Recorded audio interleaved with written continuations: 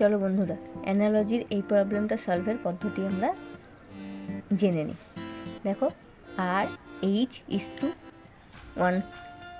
13 is equal to DP is to কত হবে সেটা আমাদের বের করতে হবে।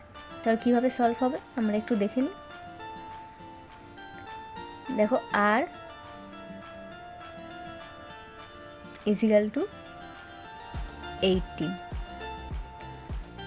H is equal to 8। দেখো, দুটোকে যদি অ্যাড করি তাহলে কত হবে আমাদের হবে হচ্ছে 18 প্লাস 8 ইজিক্যাল টু 26। এটাকে দেখো ডিভাইডেড বাই যদি 2 করি তাহলে আমাদের আসছে 30। সেই জন্য দেখো আর এইচ ইজ টু 39। তাহলে আমরা ডিপি দেখে নিই কত আসছে। ডি ইজিক্যাল টু 4 আর পি ইজিক্যাল টু হচ্ছে 16। তাহলে দুটোকে যদি অ্যাড করি তাহলে আমাদের হবে 20কে যদি 2 দিয়ে ডিভাইড করি তাহলে আসবে আমার 10।